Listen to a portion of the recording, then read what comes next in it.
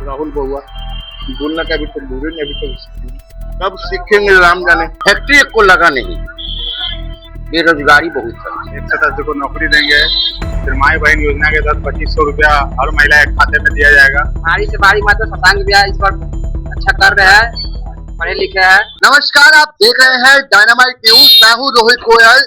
Dynamite news का कारवां पहुंच चुका है बिहार चुनाव की स्पेशल कवरेज के लिए, और स्पेशल कवरेज के लिए आप मेरे पीछे तस्वीरों में देख सकते हैं बिहार की सबसे हॉट सीट कहे जाने वाली पटना साहिब सीट पर हम मौजूद हैं। इस सीट की अगर बिहार चुनाव में चर्चा ना हो तो बिहार चुनाव अधूरा सा लगता है।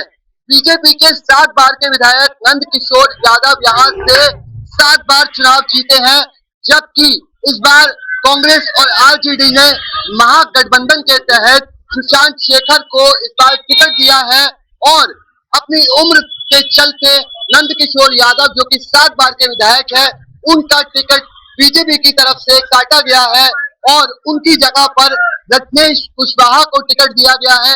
बीजेपी की तरफ से पटना साहिब की सीट पर रत्नेश कुशवाहा बीजेपी की तरफ से मैदान में है, तो वहीं दूसरी तरफ महागठबंधन आरजेडी और कांग्रेस की तरफ से सुशांत शेखर मैदान में है, जिन्होंने दिल्ली से IIM की पढ़ाई की है।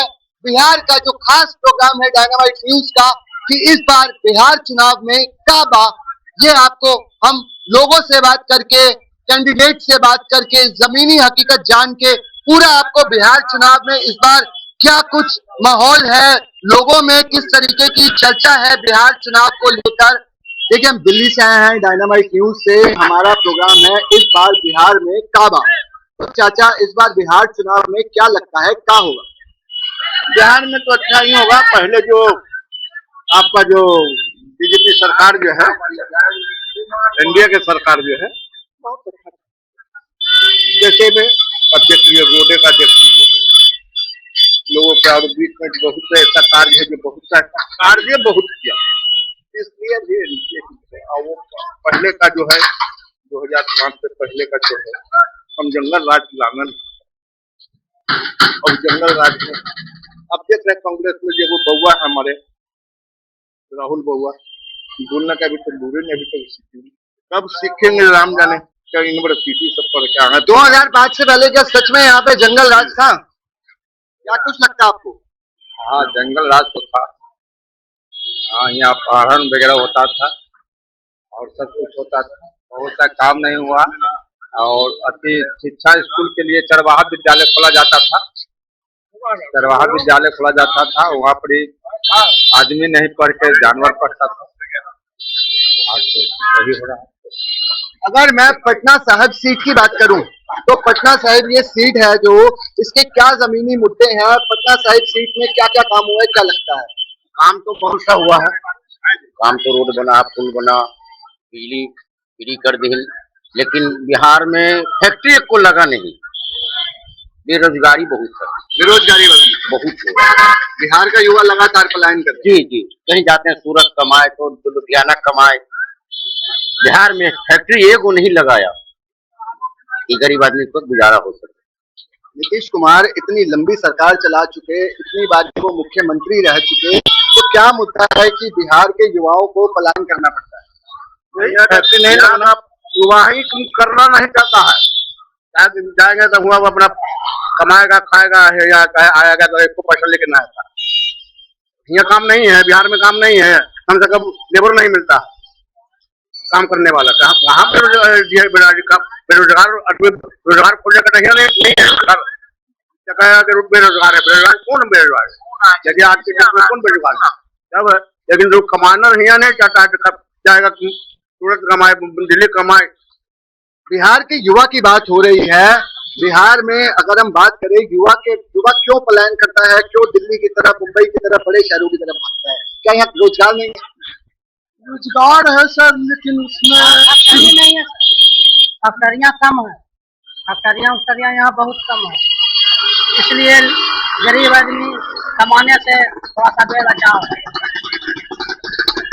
तो मैं ये जानना चाह रहा हूँ आपसे कि नीतीश सरकार, अब भी आप कह रहे हैं कि एनडीए की सरकार है, इतनी बार के वो मुख्यमंत्री रह चुके, तो क्यों नहीं वो यहाँ पे फैक्ट्रियां लगवाते और युवाओं के पलायन को रोकते? देखिए इन साल तो बोली ना लगवाने के लिए फैक्ट्रियां, आप क्या करते हैं तो वही बता सकते क्या विश्वास करेंगे नीतीश बाबू की बात पे इस बार?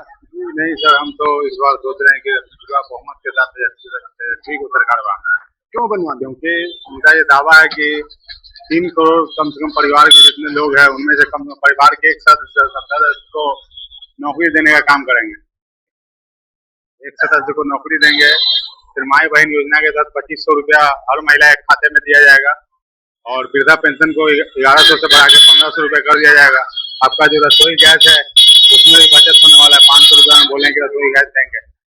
इस तरह से अगर तेजस्वी का सरकार बनता है तो हम लोग को रोजगार भी मिलेगा। अभी बीजेपी की और जेडीयू की सरकार चल रही है।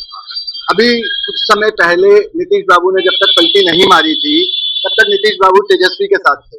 तेजस्वी के साथ थे तो उस कार्यकाल के बारे में आप लोग क्या कहना तो उस कार्यकाल के बारे में यही कहना चाहते हैं सर कि अगर मतलब जो 17 महीने का जो सरकार था जो तेजस्वी के साथ रहे थे तो 17 महीने में 5 लाख नौकरी देने का काम किए थे तेजस्वी यादव। क्या लगता है इस बार बिहार चुनाव में सबसे बड़ा मुद्दा क्या है, बेरोजगारी या विकास? बेरोजगारी पे विकास होना चाहिए और यहाँ का गंदगी जो है प्रदूषण वो साफ होना चाहिए। और दूसरा बात है कि जो रात में लफुआ सब घूमता है और प्रशासन तनिक भी मैंने ध्यान नहीं देना, नहीं एक टर्न चलना। देखते हैं हम खड़ा होकर छत पर से दंग हो जाते हैं, कहाँ से कहाँ ये सब लोकल लोग आकर क्रिएट किया है, गाली गलौज कर रहा है। हम खुद जब मेरे घर के सामने ही एकदम। अरे भैया आप तो कह रहे थे कि नीतीश बाबू की सरकार बनेगी, हमें युवा यहाँ पर त्रस्त मिला, कहीं ना कहीं बेरोजगारी से परेशान मिला। उन्होंने कहा जब तक नीतीश बाबू तेजस्वी के साथ सरकार चला रहे थे नौकरियां दी गई, लेकिन जब से पलटी मारी गई है युवा का फिर से वही हाल हो गया।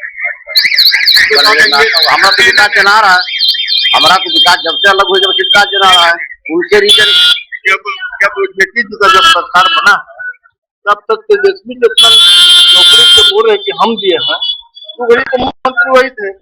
इधर आए तो अब कहाँ नहीं दे रहे, अब दे रहे शिक्षा में दे रहे हैं। टीचर की बहाली हुई है बहुत बड़ी, नर्स की बहाली हुई है, सिपाही की बहाली हुई है। क्या चाहता है इस बार बिहार का युवा? शशांक भैया भारी मतों से जीतेंगे इस बार, भारी से भारी मतों। शशांक भैया इस बार अच्छा कर रहे हैं, पढ़े लिखे हैं, युवा है। दिल्ली IIM से बढ़ के आए हैं। हाँ पता है, युवाओं के लिए काम करेंगे। हाँ पता है करेंगे, बहुत अच्छा कर रहे हैं और जीतेंगे भी। पहाड़ी को थोड़ी हम लोग लाएंगे। पटना साहिब की जनता चाह रही है इस बार बदलाव होके रहेगा। 7 बार के विधायक की तो रिटायरमेंट करवा दी बीजेपी ने। नंद किशोर यादव की, रत्नेश कुशवाहा पे इस बार दाव लगाया गया है और सामने कांग्रेस के सुशांत शेखर है। मुकाबला अभी तो बात करके ऐसा लग रहा है एक तरफा बीजेपी निकलेगी जी, एक तरफा जी। मैं बाजी लगा लूंगा मकान का। सब कारण क्या है इसका? कारण क्या, विकास चला रहा ना। कारण क्या? कारण छोड़ दीजिए, कोई बात नहीं, छोड़ दीजिए, लेकिन कारण बताइए हमें। नहीं, जैसे कहने का मतलब विकास लोगों को दिख रहा है कि नहीं दिख रहा है, धरातल पर तो विकास नजर आ रहा है। अब जैसा बात अब करे सुशांत जी जैसे पढ़ लिख के आए हैं तो हमारे जो हमारे भी तो पढ़े लिखे हैं, एडवोकेट है। क्या बिहार की जनता को एक बात का डर है कि कहीं अगर तेजस्वी की सरकार बन गई तो जिस तरह से अभी शराबबंदी हो रखी है वो दोबारा शुरू हो जाएगी? आप लोग कह रहे हैं कि 2005 से पहले जैसे कहने का मतलब है शराब चालू है। क्या शराब चालू है? प्रशासन आँख गिरा के बैठे हुए हैं और क्या, कहाँ नहीं शराब बिकता है, हर गली गली में, मगर प्रशासन पर ध्यान नहीं देता है। हम खुद देखो। बिहार की पटना साहिब हॉट सीट पर बीजेपी ने अपने 7 बार के जीते हुए विधायक नंद किशोर यादव को रिटायरमेंट देके रत्नेश कुशवाहा पर दांव लगाया है।